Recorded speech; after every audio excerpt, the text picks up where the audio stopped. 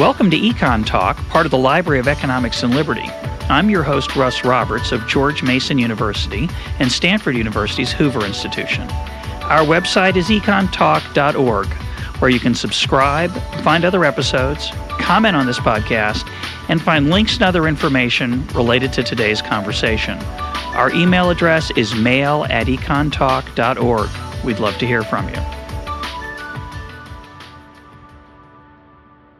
Today is June 15th, 2011, and my guest is Jim Otteson, Joint Professor of Philosophy and Economics at Yeshiva University. His latest book is Adam Smith, and he is also the author of Adam Smith's Marketplace of Life. Jim, welcome to EconTalk. Thank you very much. It's a pleasure to be here, Russ.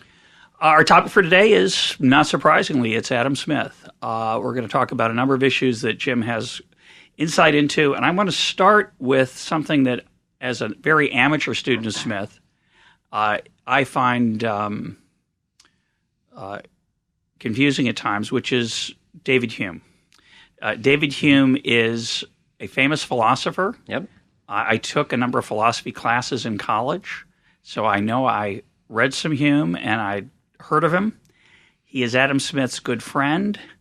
What do I need to know about Hume to help me understand Smith? And what do I need to know about Hume in general, if anything? What's he important for? He was very important and for a number of different reasons. So just in general, a couple of things you should know about Hume.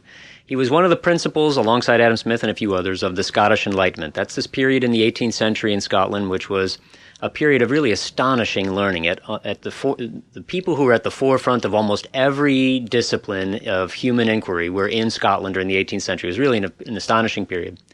Hume was one of the central people there, and arguably, and in fact I think this is true, he's the greatest and most brilliant philosopher ever in the English language.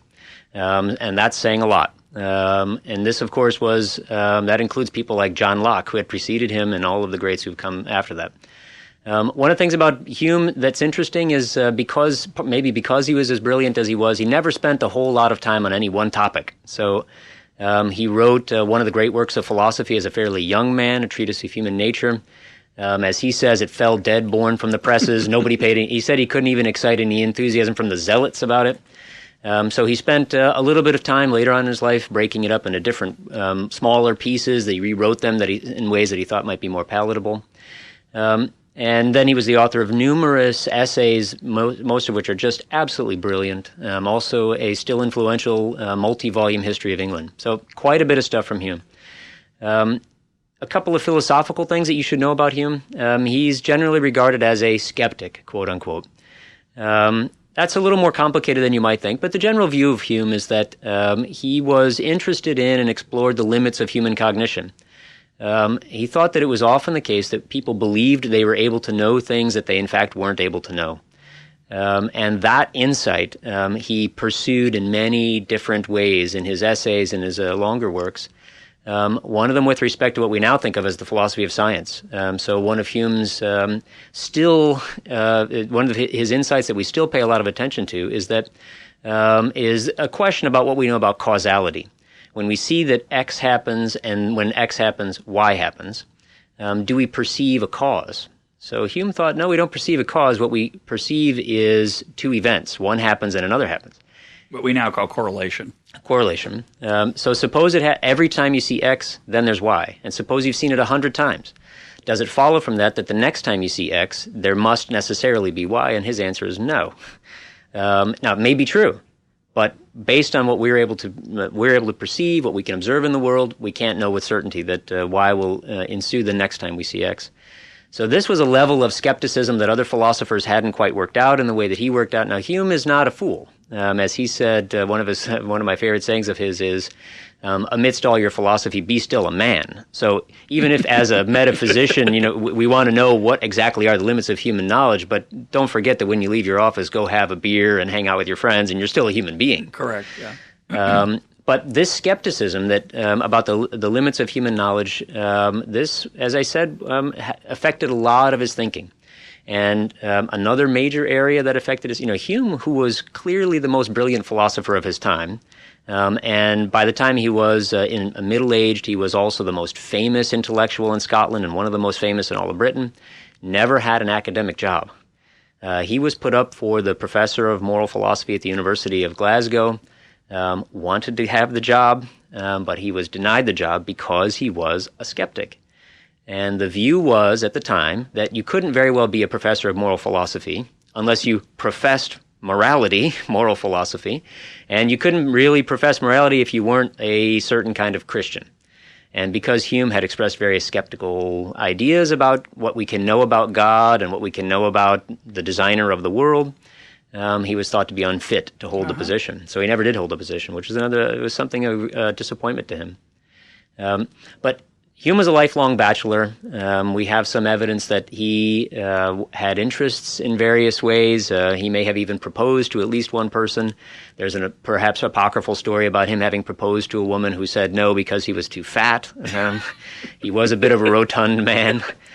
The world is maybe better for it or worse. Hard to know. Hard to know. The ladies in France loved him, so he spent some time in France, and the fine ladies all liked to have him over for tea, and they liked to listen to him speak in his funny accent and regale them with stories. As he apparently said, everyone loves him, but no one loves him.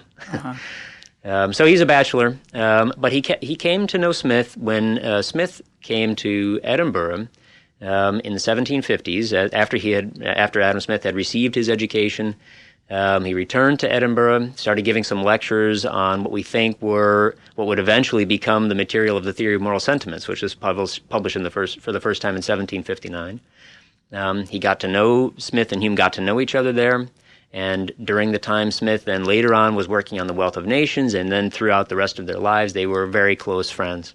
So what's the intellectual influence that's relevant for Smith and Hume's thinking? How did Hume influence Smith's work, if at all? Well, that's a matter of some scholarly dispute. But there probably are at least some ways in which in which Hume clearly influenced Smith. One of them is, Smith's first book was The Theory of Moral Sentiments, came out in 1759. And as many listeners know, did a 6-part podcast with Dan Klein. It's up on the web at EconTalk.org. So if you have not read The Theory of Moral Sentiments, that is a place to start. Recommended highly. It's a wonderful book. I agree. And that book went through 6 editions in Smith's lifetime. Each one receiving at least some changes, some of them fairly substantial changes. So one of the changes, if you're looking for this sort of thing, as scholars do, you'll notice that in the first edition of the Theory of Moral Sentiments, there's quite a lot more, as we might think of now, religious language. Now, some religious language persists throughout the editions. But in subsequent editions, Smith takes away some of the stronger language. So in the first edition, there's a passage on atonement, that sounds very much like something you might get from Calvin, where we're worms before God, and even our best endeavors can't amount to anything before God, and we need to be conscious of our littleness. And there's some very robust language along those lines. Well, in later editions, Smith got rid of that. And there are other ways in which religious language in the early editions gets changed, altered. Perhaps due to Hume's influence. Well, that's the question. So why would that be? Was Hume changing his mind? Was Smith changing his mind? Was he hearing the voice of Hume in his ear as he was revising? His shoulder. Right. And so that could very well be one way that there was some influence from Hume on Smith. What about his view of human nature? What about Smith's? Smith has very particular ideas about our human nature. The Theory of Moral Sentiments is filled with it, of course. Mm-hmm. So is The Wealth of Nations, and we're going to be talking about both those books in a minute. But is there any suggestion that Hume's vision of cognition or human nature generally is Smith is on the same page? Yes, I think so. There's quite a bit, in fact. And one essay of Smith that still exists that is often less often read today is a history of astronomy. So Smith wrote an essay about where astronomy and some aspects of what we might think of as physical sciences came from. And there he gives an account of human cognition that could have been lifted right out of Hume. So especially our knowledge of causation and the limits and the dependence of what we know on our actual observations. the contents of the human mind and the way in which they're filled by our observations and experiences, and how we can't know things that we haven't previously perceived. All of that is right out of Hume. So there's quite a bit of that. But there's also, and this is maybe more relevant to the audience that we'll have, there are also a number of similarities, we'll say, between Hume's views on what gives rise to things like rules about contract, rules about property, rules about exchange, where those come from, what influences them. A lot of those insights that Hume had that were maybe not quite as systematic as later thinkers would work these out, but you see a lot of those insights influencing Smith as well. Okay. Well, let's move on to Smith in particular. Thanks for that thumbnail on David Hume. Smith writes 2 books. One very famous, An Inquiry into the Nature and Causes of the Wealth of Nations. His second book, which was his first book, his second book in stature and fame, is The Theory of Moral Sentiments, which, as you mentioned, was first published in 1759, revised 6 times, the last time 1790.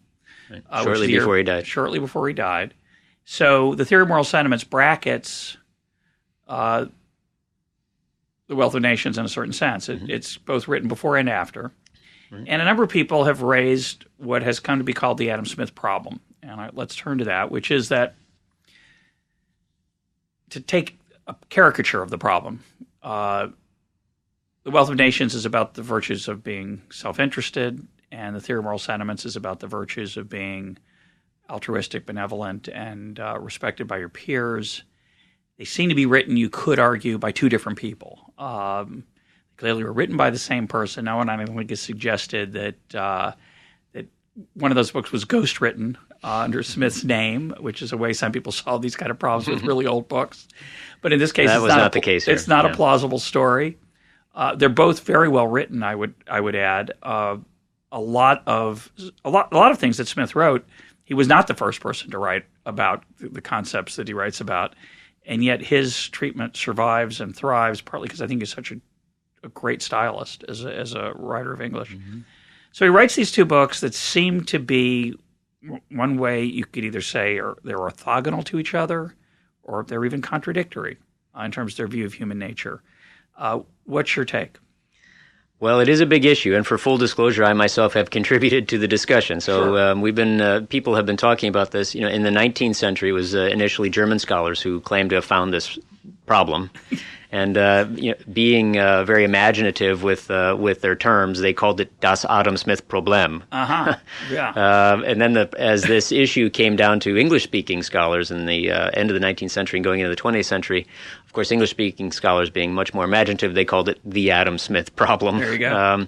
So it still comes down to what exactly, and the problem is, how do these 2 books go together?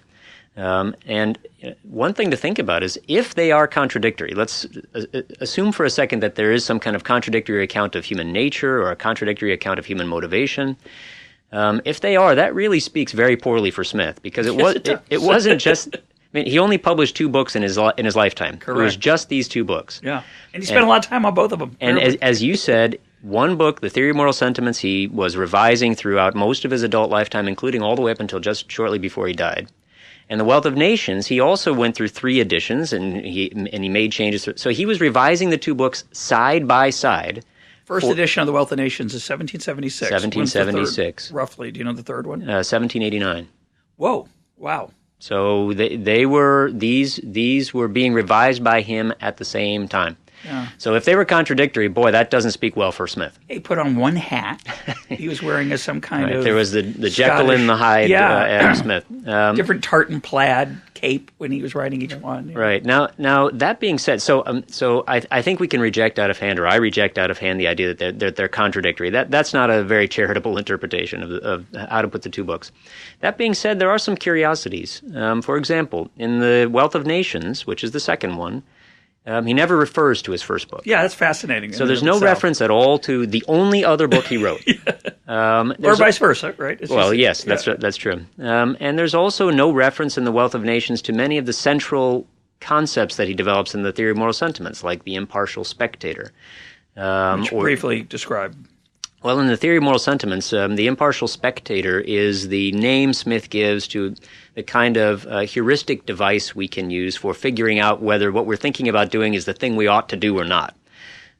We can ask ourselves, what would an impartial spectator think? So the idea for this is that this is not a Rawlsian, behind a Rawlsian veil of ignorance, a John Rawlsian veil of ignorance. This is someone who actually knows everything about us that we ourselves know, knows our situation fully, but has no stake in what we're about to do. And so Smith thought, if you want to know whether you should do what you're thinking about doing, ask yourself, would such a person approve of what you're thinking about doing or not? Mm-hmm. And that's actually a surprisingly powerful thing. It's a phenomenal, really interesting idea. Once you've encountered it, and he talks about it constantly in the book. Sometimes he calls it the man in the breast, right. Sort of the person you carry alongside you, inside you. Right. He also calls it the vicegerent of God upon earth, which is another interesting way of thinking about this. Like the angel on your shoulder. That's right. And he doesn't talk about the devil on your shoulder, by the way. He doesn't open up to the possibility that the impartial spectator could be cheering you on to do something not so nice. But he presumes a certain benevolence about that impartial spectator. Well, I think he thinks that if your moral sentiments have developed in a normal way, allowing for there to be exceptions for people at the extremes, at the margins, then the impartial spectator will give you pretty good advice. Now, that doesn't mean you'll always follow it, and it in particular doesn't mean you'll always ask for it, but the impartial spectator will give you pretty good advice. I mean, in any case. So I derailed you. You were saying it's not in the Wealth of Nations. Never talks about it. Right. And that's one of the central contributions Smith makes to moral theory is this notion of an impartial spectator, and he explains in great detail how the perspective of this impartial spectator develops over time, what the power of this perspective is. None of that's in the Wealth of Nations. None of that's in the Wealth of Nations. So that's curious. I mean, imagine if you had only written 2 books in your career, in your life, and do you think you would refer to the first one in your second? I mean, I do already. I mean, I think I'm one of the chief sources of my citations in the citation, referring to my own stuff later on. Sure. Common practice. Yeah. So that's all very curious. And what some people have said is, well, this indicates that there's some deep problem. Now, one way of thinking about the problem I think we can dismiss with fairly easily as well. The theory of moral sentiments does not say that human beings are altruistic and the Wealth of Nations says they're selfish and therefore that's a caricatured view. What the Wealth of Nations discusses is certain kinds of human relations and the dynamics of certain kinds of human relations in specific social settings. What the theory of morals, in particular, market settings. What the theory of moral sentiments discusses is a much broader range of human behavior that includes not just exchanges with strangers from faraway lands when they're making woolen coats and other things like that, but exchanges with friends and family and people with whom we have intimate and familiar connections. It's a very different set of motivations and a very different set of proper and improper sentiments. So in the theory of moral sentiments, when Smith talks about one of the fundamental social desires he thinks all human beings have is the desire for mutual sympathy of sentiments. This is not saying he thinks that we pity one another. What he's suggesting is he's now making a descriptive claim. He thinks this is a fact about human nature, that all of us genuinely desire to see our own sentiments, our own thoughts, feelings, judgments, whatever they are, about the things we care about. We want to see those echoed in other people that we care about. And he thinks that's just a fact of human nature. So it doesn't mean, so the sympathy of sentiments you and I have, it's not that I feel sorry for you. Rather, it's that... sympathy means more harmony. It means a harmony or a concord. Those are other words he uses.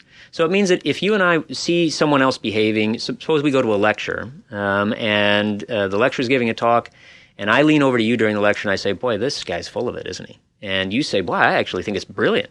Well, then we're not having a sympathy of sentiments. Then we have an antipathy of sentiments. Or to take maybe a more moral issue of morality, someone takes a phone call who's sitting in the front row, and I say, boy, that's rude. And you say, well, come on, really, sometimes you have to take a call. Right. That would be another example, right, of where we would be unsympathetic with each other, and I would have been unsympathetic with the caller's decision, That's right. person's decision to take the call. Right. And this would prompt you to have a negative judgment, disapprobation towards the person who took the call, and perhaps I wouldn't. but between you and me now, we are not enjoying a sympathy of sentiments. Right. So Smith's view is that, in a case like that, maybe it's relatively trivial, but Smith's view is that that's slightly uncomfortable. We don't like that feeling. We much prefer to have the feeling where we have generally the same views about things. So Smith thinks this is a brute fact of human nature. We just desire this, but he thinks the purpose that serves, it acts like a centripetal force in human society. It pulls us toward one another. We want to make community and have communities and associations with people who have roughly the same sentiments about things that we do, and this allows this. So beginning with this desire for mutual sympathy of sentiments and the fact that we all mutually desire it, this begins the process of creating communities for human beings. So this is Smith's explanation and the mechanism he uses to explain the creation of human communities, and not just their creation, but their dissociation and their reassociations and the creation of new ones over time. Overlapping. And there are communities that we may have with each other. I may be in 3 and you're in 2. And exactly. Or you may be in dozens and I may be in dozens of various different kinds. And he also says, one of my favorite and most provocative lines in the book is, man wants to be loved and to be lovely. We want the affection and respect of our peers, and we want it to be earned. That's right. So that's another reason that if you judge something in a particular way, either the quality of it as aesthetically or the morality of a judgment, I want you to like me, so I may find myself being drawn to your assessment in sympathy, of a different kind of sympathy, so that we can form this community. Otherwise, we've got this tension and discord. Right, and the way this develops, and it really is a kind of evolutionary account for Smith. It develops in each individual over time. We're not born with moral sentiments. We're born as amoral creatures, he thinks. We just have desires and wants, and that's it. But by the time we become adults, we're highly moralized. We have a very sophisticated set of moral sensibilities. And this process takes place over time in each person's lifetime with these multiple thousands of interactions we have with other people. And one of the things that relates to the point you just made, one of the things that we will become aware of at some point in our development from childhood to adulthood is that we ourselves disapprove of others when they're phonies, when they're pretending to be something that they are not. That's we disapprove of lots of things, but that's one of the things that we disapprove of. And that fact starts to figure into our creation of our own internal impartial spectator, our own internal conscience. So when we become aware of ourselves that we're doing that, we're receiving praise for something we don't really deserve, we didn't really do, or we're being blamed for something that we didn't do, either one, we realize that that's an uncomfortable thing. And that can act as a subtle, that feedback acts as a subtle incentive to align ourselves with the kind of behavior that we ourselves would approve in other people. And one of the brilliant things about this is that, as far from my perspective, is that this mutual adjustment of moral sentiments that people engage in as they create these communities, they interact with one another, it's not designed. There is no person who is saying, here's how you should behave, and we're going to enforce it. This is a completely bottom-up, emergent process for Smith. The commonality, so we have certain common features of human nature. We have scarce resources, limited knowledge, a desire for mutual sympathy of sentiments. There are some other facts that we have about in our common circumstances. And these will give rise to we can make some predictions about the kinds of associations people will make given their natures. But the development of moral sensibilities and the development of a systematic or systematized moral philosophy in an individual person and their conscience, that's something that is not centrally designed. It's not something that somebody from the top creates. So there's no great moral lawgiver, he thinks, who wrote all the moral rules that we need to follow, and then at some point we learn them, we memorize them, and we implement them. That's not how morality and etiquette, that's not how these rules work.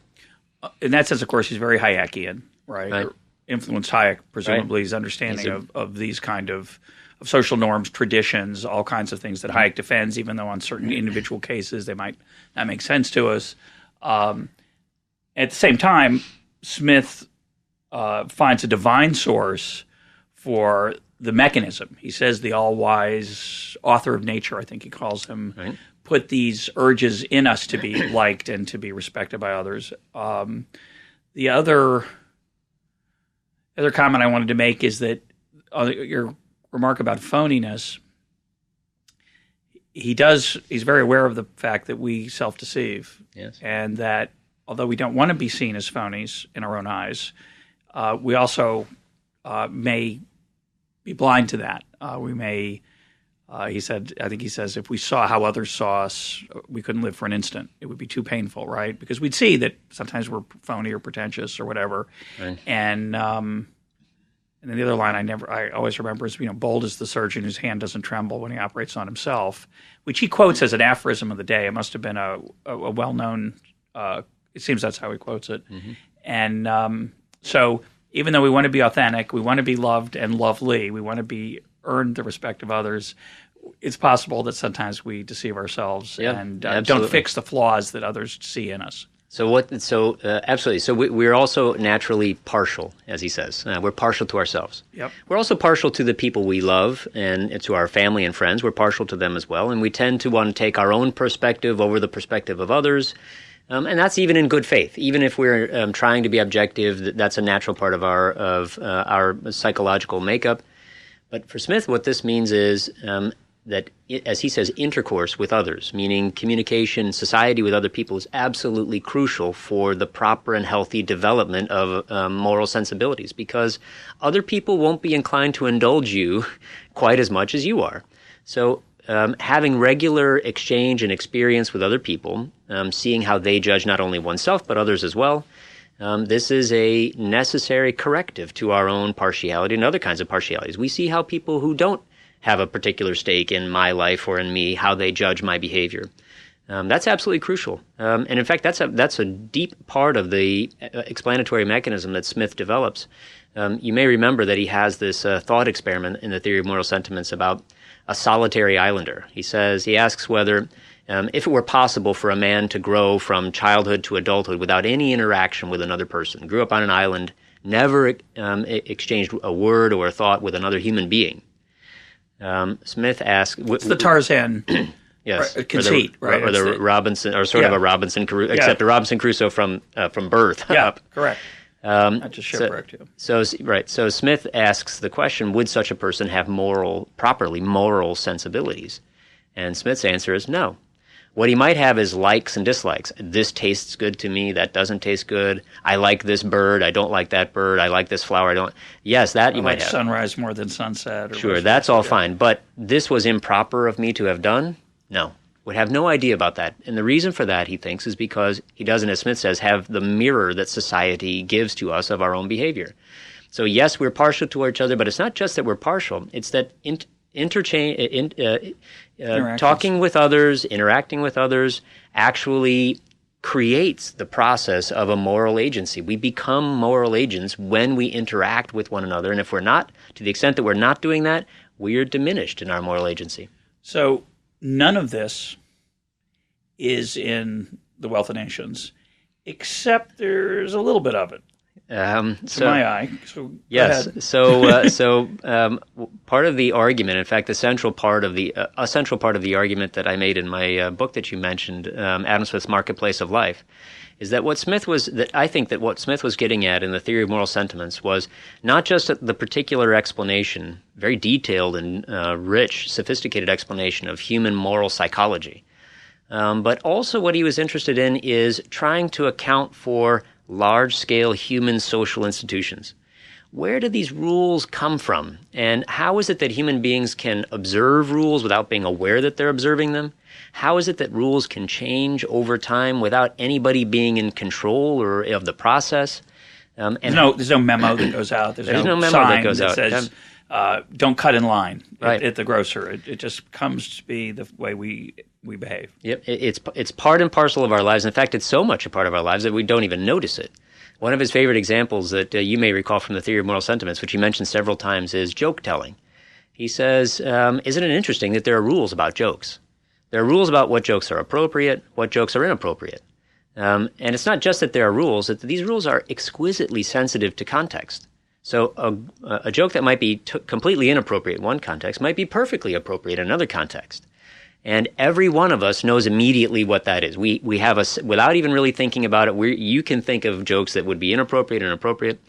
And not just joke telling, also, he says, interestingly, laughing at jokes. There are rules about how long should you laugh, who should laugh, when is somebody's laughing just a little too long and you start to wonder about somebody. Where do all these rules come from? Well, that little example of joke telling and laughing, he thinks is actually illustrative of much of human life. Same kinds of mechanisms involved there are at work in things like what's appropriate dress. How do you dress appropriately? Well, again, this is exquisitely sensitive to context. And if I asked you, if we wanted to sit down, I'm going to write down all the rules about appropriate dress. That would be extremely difficult to do, maybe a completely fruitless task. On the other hand, in our everyday behavior, as normally functioning adults, we just know. You have a sense of these things. Can it change over time? Yes. But at any given time, are there rules? Yes. Can you change the rules all on your own? No. But we all make the rules together through our interactions. Exactly. And see, I think this insight that there can be a set of conventions, rules, a set of order, a system of order that can arise and emerge from individual behavior, even if none of the individuals involved intended to create a set or a larger macro order of rules. That's really the central insight that he hit upon in talking about and investigating moral sensibilities. And so what I think is going on is that Smith, in addition to just trying to understand that particular area of this phenomenon of human moral judgment making, what he discovered was a potential explanation, a model that could help explain human social institutions of other kinds as well. And this is the same model that he brings to bear in trying to understand the human social institutions that we would now recognize as marketplace or economic institutions. Exchange, property, prices, and that you see him developing and working on in The Wealth of Nations. So, in my view, this is my argument, the two books are actually united on a very deep level because what Smith is trying to do is to understand human sociality. Human beings are intensely social creatures, and that instinct to form society is manifested in many different ways. And two of the big ones are moral communities on the one hand and commercial marketplace exchange communities on the other hand. And those two books are his attempts to understand those two very large areas of human life in terms of the same model that I call them a marketplace model. And by marketplace, you explicitly do not mean a farmer's market or a place where people interact, bounce back and forth off each other, talk, exchange ideas, exchange sentiments, exchange dollars, exchange. So people have there are a couple of elements. People have first of all, they have their own desires and motivations, whatever they are. We don't have collective motivations or collective desires. You have yours, I have mine. They may overlap, but each of us has his or her own. We also act on the basis of what you might call local knowledge. You have your experience, skills, the opportunities available to you that you know about, your schedule of values and preferences, and I have mine. And sometimes those will intersect and coordinate, sometimes they don't.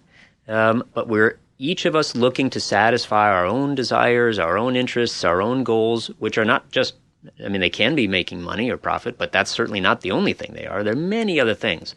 Love, happiness, friendship, beauty, all of those are things that are part of the world of things that we're interested in. And we act in ways we try to coordinate our behavior in community and cooperation with others so that we can have as much of these great things as we can. And in doing so, we hit upon patterns of behavior, upon conventions, upon methods of cooperation that help satisfy our mutual interests.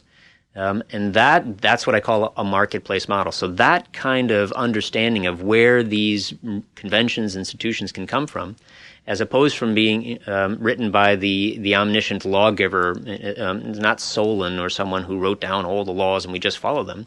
Or the committee for the whatever. Or the Politburo or whoever it is. It's created and given rise to by the people who are talking with one another, exchanging with one another, communicating with one another, without any centralized direction and without any single. It's not necessary that there be any single collective purpose that they all have. They have their individual purposes, but it leads them to form communities that are mutually enriching. And so calling it a marketplace model, there are some elements that you will see in marketplaces with interchange and exchange, individual desires, people looking to satisfy it. And I think that's a powerful insight for trying to understand human social institutions generally. So that raises a couple of deep questions. One I want to just mention, which is that for me, when I teach Smith and when I talk about Smith, for me, the invisible hand is that marketplace, which is a little ironic because Smith's explicit use of the term, which he only does once in each book, really doesn't capture anything close to the richness of what Smith saw used.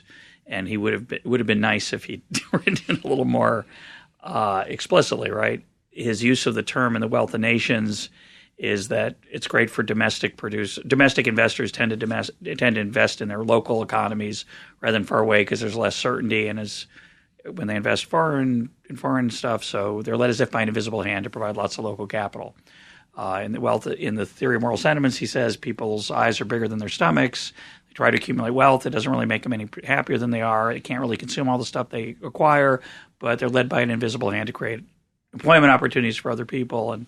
And in each of those, if you ask me what's the invisible hand, the answer would be, well, the similarity in those two examples is, in both cases, a person provides some benefits to others that are not his intention. And that's certainly a part of what you're talking about when you talk about this marketplace model. But, of course, it's so much richer. It's this web of interactions that we create with others commercially and morally and spiritually and socially in all kinds of ways that is, to me, the much richer model of what we call the invisible hand, even though Smith didn't call it that. Yeah, I mean, now if you ask people if for people who've never read either of those books and maybe don't know anything about Adam Smith, is there anything you can tell me about Adam Smith? It's Invisible Hand. That's the one thing they'll remember. Which is, as you say, a bit surprising given that he only uses the phrase once in each book. And it gets caricatured, I think, by most people as greed is good, which is certainly not what he meant by the invisible hand when he explicitly said it, or the implicit uses that we're talking about. No, I agree. But I will say that I think that the idea of it, so the phrase only appears once in The Wealth of Nations, for example. But the idea is throughout the book. It's everywhere. And by idea, if what you mean by that idea is that people can create macro order from micro intentions, that's everywhere. Yeah. And that's really what I think is behind this sort of, I mean, at the explanatory or scientific or, if you like, sociological level of what he's trying to do. That's the central insight, that people are able to create patterns of order without intending to create a pattern of order. What they're intending to do is to get along with one another, to cooperate, to achieve these things we've been talking about, and despite themselves. Or just get a good deal. Or just get a good deal. I mean, so farmers markets are also part of human social life. They're just not the only part. But what Smith, I think, is discovering, and one of the reasons why I think The Wealth of Nations, I think his work is justly regarded as one of the great works of the West, is because he is seeing just how pervasive this is in human life. This creation of community, this creation of association and patterns of order without intending to do so. Saying, this phrase, an invisible hand, I mean, people will disagree about whether God is anywhere. So in The Wealth of Nations, you have many fewer references to anything like religion. He's got some not very nice things he says about organized religion. Yeah. But it's a much less, as you might think, it doesn't read as if it's infused by a man, or written by a man who's infused with religious fervor. And people have wondered, is there some religious notion behind this invisible hand? I think one of the things that is clear, and people disagree about that, but I think one of the things that is much clearer for Smith about this term or about this idea is that very often, not always. So, he knows about human history. He knows that a lot of human history is not exactly a cakewalk. People aren't always nice to one another. Sure. And he's perfectly aware of that. But in many more cases than we appreciate, the kinds of conventions and associations and communities we generate all on our own are actually beneficial to us. They're beneficial to us in so many ways that we aren't even aware of it. And even if you point it out to people, they might still not really fully appreciate. That gives it a kind of overall beneficent tendency. which even if you're not willing or interested in trying to ascribe that ultimately, say, to God's will, that this is God's design or something, even if you're not willing to say that, it does seem, I think, in Smith's mind, to tend towards satisfying human desires. Now, it's a beautiful description of Smith's overarching worldview in both books. It doesn't quite answer the question, though, and that we started with, so I'm going to challenge you with that. And then I have even a slightly harder question, which I think you raise also in your Adam Smith's Marketplace of Life book. The first question I want to raise is, that's nice. So both books have this overarching marketplace concept, which is not the way you might traditionally use the word marketplace, but it's about emergent order. It's about things that are created without any one person's design. It's things about our desire to be interactive with each other and social and get along. So why in the one book does he focus on self-interest, and why in the other book does he focus on a richer model of human behavior? Why is there so little overlap in the two books when you look at the model of the individual's motivation and behavior? It's a good question, and it's a central question. So in The Wealth of Nations, he says it's not from the benevolence of the butcher, the brewer, the baker, but it's from their regard to their own interest. Very famous quote. Famous quote. And certainly true. And probably true. But we don't get language quite like that in the Theory of Moral Sentiments. So the question is, why not? What's different? What's changed? In the Theory of Moral Sentiments, there's another element to the psychological profile of human nature that he develops that we haven't mentioned so far, and that is what I call the Familiarity Principle.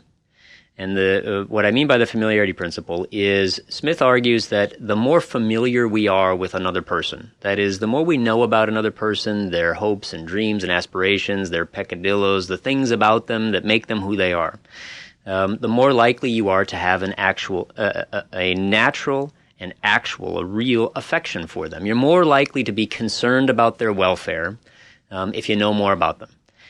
Similarly, the less you know about a person, the less likely you are to be concerned about them. Now, in the Theory of Moral Sentiments, Smith talks about this principle as it relates and helps explain why it is that we are willing to give our lives even for our children, for our spouse. We're willing to sacrifice a lot, if not quite our lives, for friends, and willing to risk our lives certainly for country and other things that tribe. But not for others. And there are some people for whom, so total strangers to us, you're going to be very unlikely to be willing to sacrifice a lot for them, except in extreme circumstances, extraordinary circumstances. So this notion of the familiarity principle is what Smith employs to help explain that. Well, think about the way we interact with other people in marketplaces, in economics.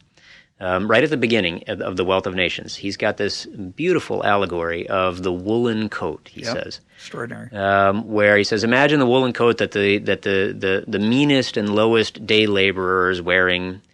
He says, ask yourself, how many people had a hand in bringing all the materials that were necessary to create that coat together so that this day laborer could wear it? And he starts listing them for you. If you haven't looked at that, right at the beginning of The Wealth of Nations, read it again. But he talks about the wool cutter and dyer and the people who are in the sheep farm and the transport. I mean, once you start running in your mind through all of the people who had some hand in bringing this together, you realize we're not talking about 10 people or 100 people. Even in the 18th century already, we were talking about thousands of people who had some hand in bringing together the materials, sewing it up, and making sure that it was available for that day laborer when he bought it, and now he can wear it. Now, so ask yourself this question. How many of those people know anything at all about each other? Almost none. They're almost all total strangers to one another.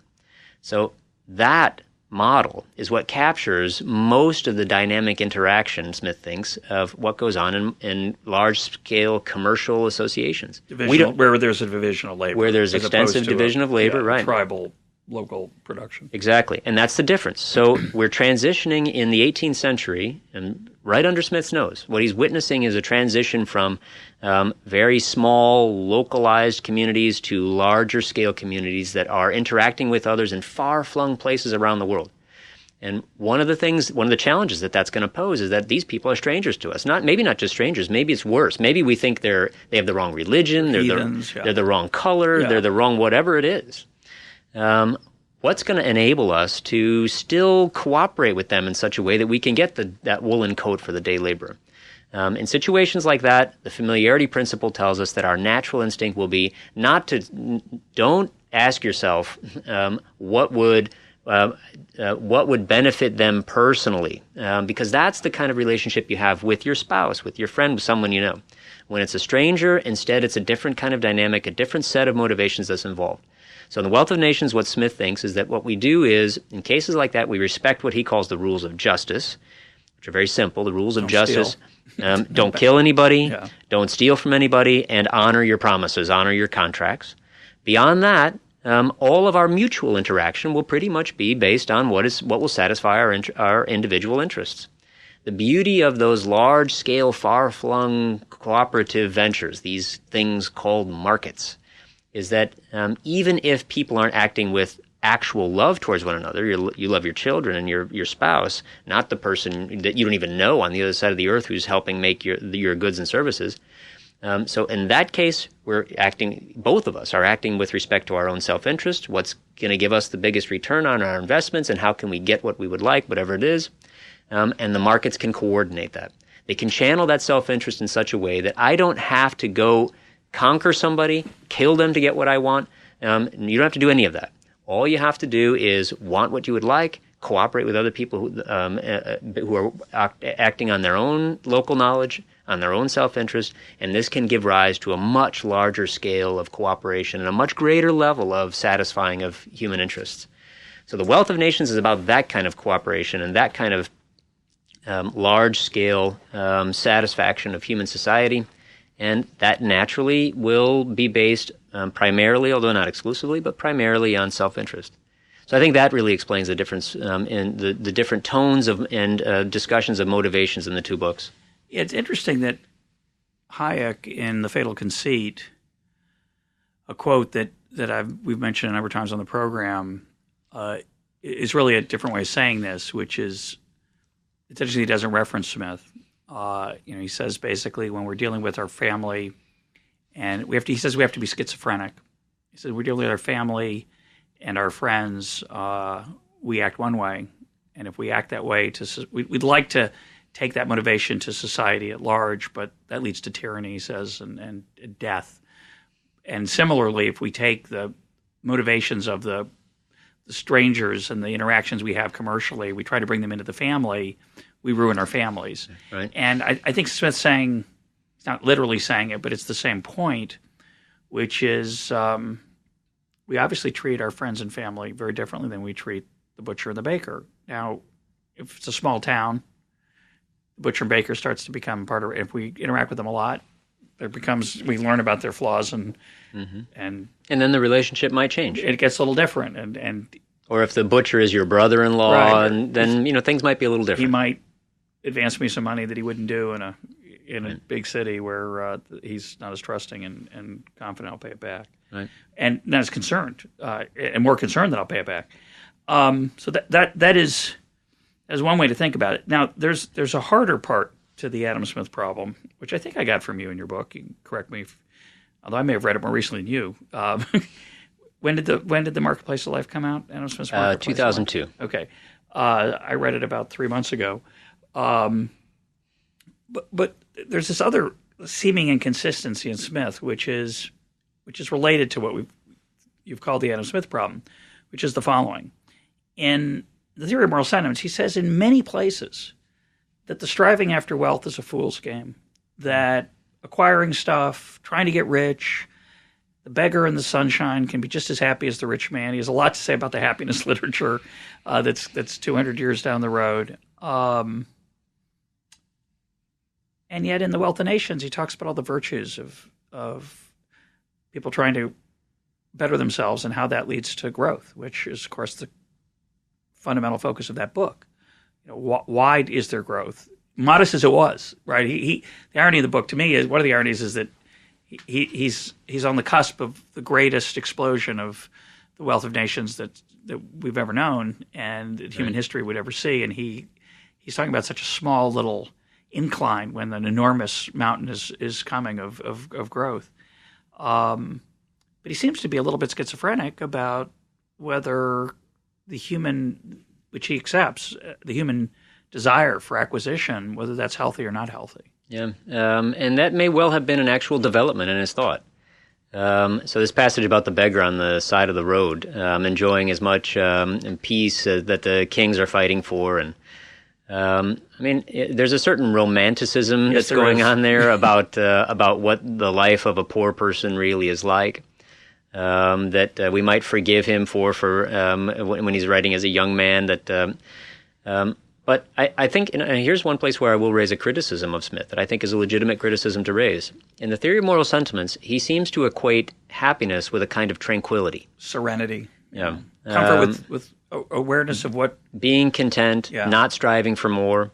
Certainly not striving for celebrity and fame, which he uses. Those are totally other kinds of pathologies that get involved there. But if your view of happiness, of true human happiness, is a kind of stoic, not quite apathy, but a tranquility or a contentment with, then that's going to make certain kinds of strivings look foolish to you. And there is a strain of that in the theory of moral sentiments. And thinking about what we can take from Smith today, I think that's something that Smith might have gotten wrong. That part, in the following way. Tranquility in the sense of leisure, not really doing anything. If contemporary investigations into what makes people happy has told us anything reliable, it's that tranquility and leisure and doing nothing is not it. Those are poisonous to human happiness. People need to be doing things. Not just anything. They need to be doing things that have a purpose and that they connect. They can see what the purpose is. They believe in it. They're also good at it. There are many aspects of what can make a person happy. But tranquility probably is not it. At least understood in that sense of just leisure or not doing very much. Sunning yourself on the side of the road. Right. That's not a happy life. And for most people, that's not going to be a happy life. And probably for most of the beggars sunning themselves, if Smith had asked them, they wouldn't have said, "No, I want this. I don't want what other people have." So that's probably something of a romantic flourish in Smith. But there is this issue. The other thing you asked about was this notion of deception. And that's something that's interesting in Smith. In the Theory of Moral Sentiments, he says, you remember this parable about the poor man's son. Yeah. So he said, the poor man's son, whom heaven in its anger has visited with ambition. Yeah. He looks around his the low and mean accommodations of his father's cottage, and he says, well, this isn't good enough for me. Right. I don't want to live in this cottage. I want to live in the big mansion that those people down the road live in. And so Smith says, so what does this young man do? Well, he spends years engaged in a lot of toil and labor trying to accumulate the means that will enable him to have the bigger house and also lots of other stuff, golden ear pickers and special devices for cutting your nails and all of these fancy conveniences, he calls them, I think. That's right. The gadgets. So Smith says, all of these trinkets. So Smith says at the end of the parable, as it's coming to a close, he says, so what happens? So he spends all of these years working, and now let's suppose that he's accumulated the means, he's bought for himself these trinkets, these conveniences, and Smith asks, does the utility that those things give him now, does that actually repay any kind of objective calculation? Does it actually repay all of the labor he put in to get them? And Smith says the answer is almost certainly not. Almost certainly not. And he calls this a deception. Nature deceives us in this way.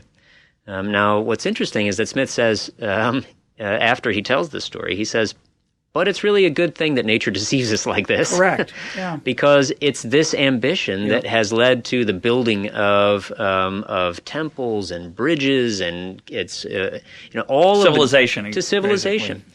It's people are, so they become more enamored really with as Smith thinks, they become more enamored really with the idea of creating big, new, interesting, innovative things than just strictly doing the cost-benefit analysis, and it's a good thing they don't. But it's hard to understand how Smith can feel that way, right? Because he's just said that it's all dross, It's just, what's the big deal? And I guess the answer would be that there's a difference between a artificial heart and a iPad, right?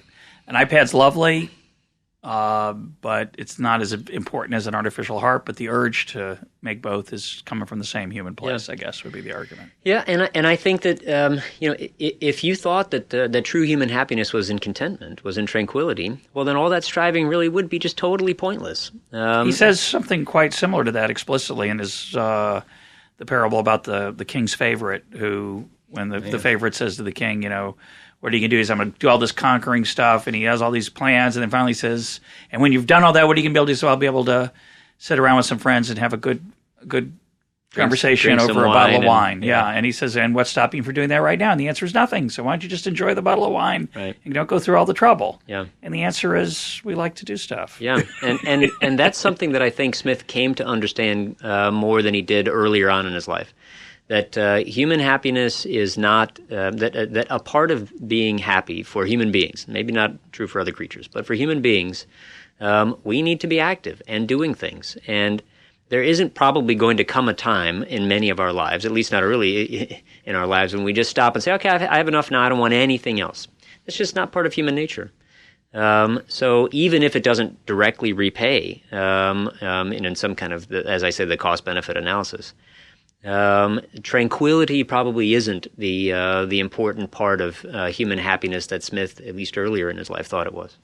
Let me ask you a sociological question. How much of, the way, again, I think of the theory of moral sentiments, these two worlds, the world of strangers versus the world of friends and intimates or family. Smith swam in a certain set of Scottish circles, right? A very rarefied bit of water.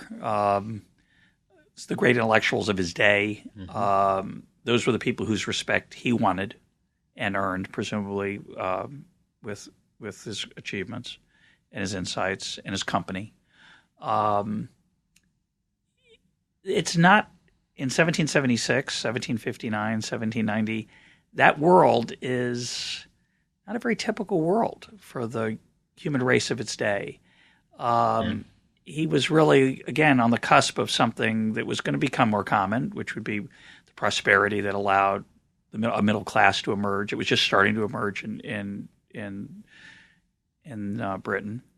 So how universal are those insights? In particular, one thing I always think about is when I think about the impartial spectator, and I alluded to this earlier, he was hanging out with some pretty decent people. So to be respected by them, you had to be a pretty decent person yourself.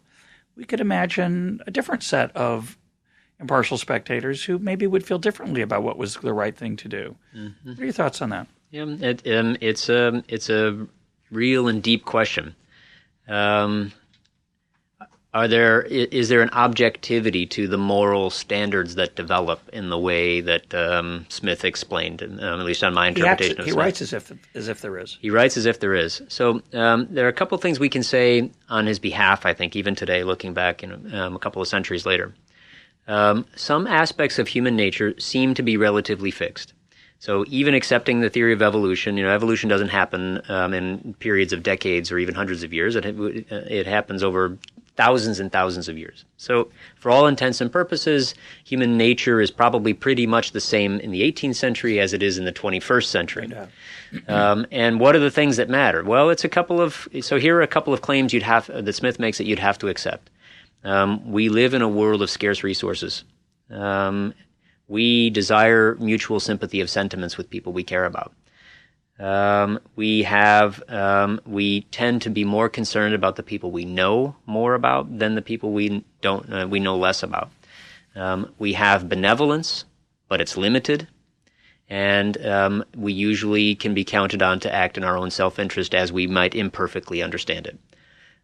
You put those things together, and you're going to have you're going to be able to explain a lot of human social life in the 18th century and in the 21st century. And that's also going to explain why there will be quite a bit of overlap in moral codes that different communities will develop. Because it doesn't matter, whatever the geographical or climatological or other differences among communities, those things will be the same for all of for all of the humans in those communities. So there'll be quite a bit of overlap. So there's a good bet, Smith would have argued, there's a good bet that central aspects of our moral communities, like respecting the rules of justice, so things like don't kill innocent people. Now, we might disagree about what counts as an innocent person. Okay. But central parts of our moral code, like don't kill innocent people, don't steal from people unless you have special circumstances or cause, those things all communities are going to hit upon, because you won't be able to have a community if people don't respect those rules with one another. So that's not something that that Smith is going to deduce from first principles of reason. He's just looking at the kinds of creatures we are and the kinds of circumstances that we exist, and those sorts of rules are going to be fairly common. But throughout human history, even modern human history, when we often delude ourselves into thinking we've somehow advanced, with or without evolution, we're better than the people of the 1770s, say. There's racism, there's anti-Semitism. In the South in 1840, you earned the respect of, if you're a white person, you earned the respect of your fellow planters by looking down on African slaves as subhuman. And similarly in Germany or Poland of the 1930s, say that's the way you might look at Jews. The other is somehow got a different set of rules. Now the other is, I think, in disrepute these days. It's socially unacceptable that we have a more egalitarian bent, at least right now. That could always change. But I do see societies where the impartial spectator leads people to cruelty and abuse of folks who are not like them. Yeah, who I don't know, they argue they are or not familiar with, right? You don't know how you would describe the relationship between a slave owner and a slave, whether that falls anywhere near the familiarity principle that Smith was talking about. Yeah, no, it's a real concern and an enduring part of human society. Lamentable. I mean, this goes back to this point that we mentioned a little earlier about Hayek and Smith. The way my friend Dave Rose, the economist Dave Rose, puts it is that we are a small group species who are engaged in large group interactions. Yeah. And that's really one of the central enduring problems of political philosophy. How do we put those two things together? Many of our instincts and impulses are, our psychological instincts and impulses are to favor the people we know, the people in our group, and to disfavor and distrust the people who are outside that group. And that seems to be something that's very deep-seated in our psychological makeup, maybe part of an early part of our brains. Yeah, for sure. And so that may be just something that's enduring that we're going to have to continue to deal with. And it can, in fact, as you say, it can lead to what we might now think of, or might more in an enlightened age think of, as perversions of what we would like the impartial spectator to actually approve of. A simple way to say it is not all emergent orders are attractive. Some emergent orders are unattractive. Absolutely. Having said that, one of the things that's remarkable about Smith, so although he doesn't write about that, I think to be fair to him, he's a remarkably unprejudiced person in that he respected with extraordinary universality the dignity of individuals regardless of their say their national origins, which in his day was very rare, right? People would often put down a particular country's people as inferior, inadequate, incapable of ruling their own lives. Right. And that was the justification brought forward for all sorts of imperialisms and other kinds of. I mean, right at near the beginning of The Wealth of Nations, Smith makes an extraordinary, really a radical claim that to the modern ear, to our ear, we read it now, your eye passes over it, you don't think twice about it. But what he said was that he said the natural differences between the philosopher and the street porter aren't nearly as great as you might think, and much of it is owing more to education and training than to anything in natural. Well, that would have been really? It's a shocking statement. It's shocking to say. In a society with as much class distinction as that's right. That was a radical statement. Yeah, and distinctions that were perceived to be deeply natural and maybe even intended by God or the deity, that these are clear categorical differences. For him to say that we're roughly the same in our by nature, that's really quite a claim to make. Very modern claim. A very modern claim. So modern readers, the eye passes right over it. But so the question, I mean, it's a difficult issue, but I guess what I would say is, thinking of it now, bringing Smith's thought into the 21st century, the question would be, how do we deal with these divisions? What's the best way to deal with them? If it really is part and parcel of human nature that we divide the world into us's and them's, and sometimes doing so can be beneficial. It can lead to, say, competition that's friendly and good, and all boats are, they all go up with the rising tide. Other times it's not so beneficial and good, and can lead in extreme circumstances to absolutely terrible behaviors.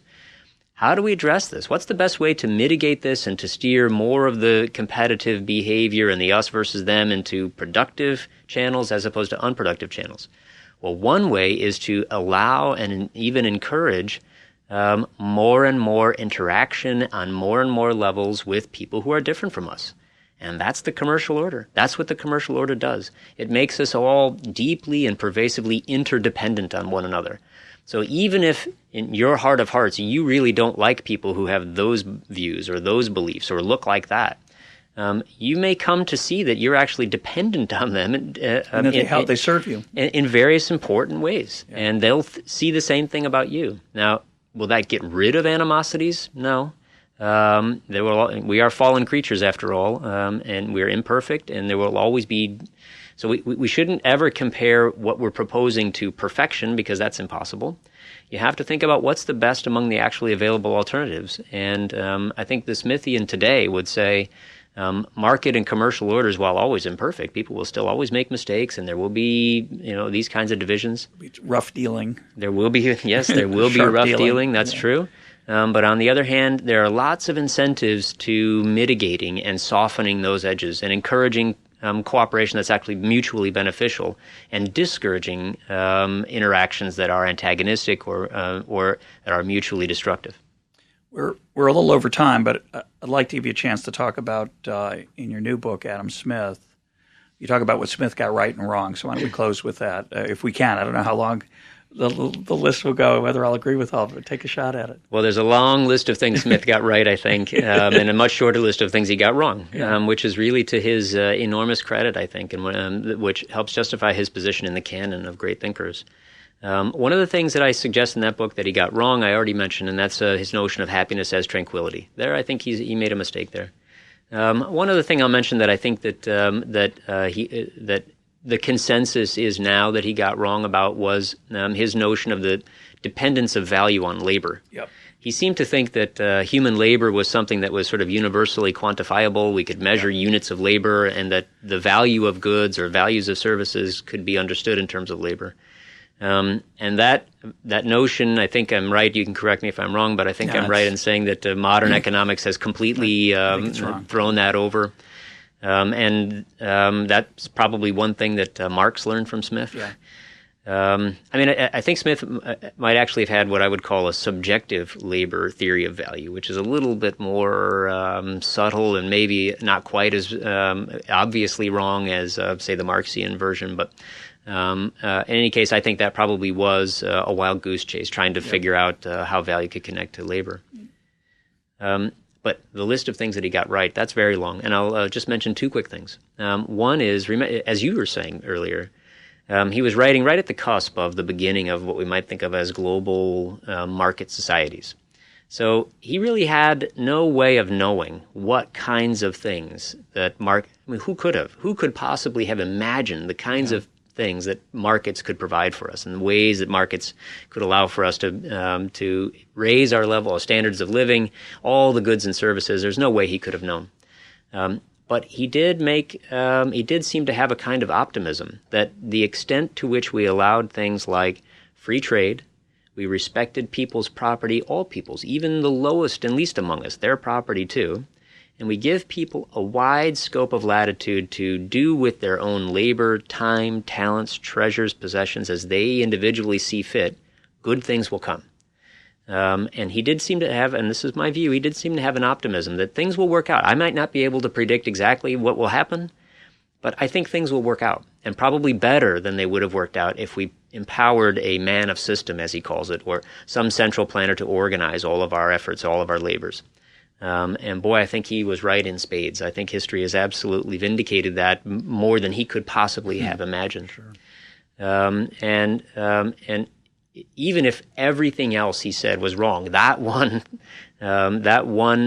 view about the benefits of commercial society and a limited but powerful government, powerful in those few things that it does, protecting property, person, that has enabled millions, even hundreds of millions of people to ascend out of desperate poverty. That all by itself would justify his place in the canon. But there's one other thing I'll mention, which is maybe we would appreciate a little less today, and that is this idea about the mutual sympathy of sentiments. Modern researchers have rediscovered this idea and think he might well have been right about that. Mm-hmm. That this seems to be something that is a fundamental feature of human nature, that we do want to enjoy a concord or a harmony with other people's sentiments. We seek it out. We don't like it when we don't have it. And this may be a deep and important aspect of human nature, and also an important explanation for many of the kinds of society that we actually have. My guest today has been Jim Otteson. Jim, thanks for being part of EconTalk. My pleasure. Thanks for having me.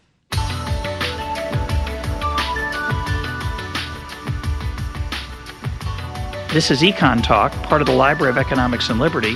For more EconTalk, go to econtalk.org, where you can also comment on today's podcast and find links and readings related to today's conversation. The sound engineer for EconTalk is Rich Goyette. I'm your host, Russ Roberts. Thanks for listening. Talk to you on Monday.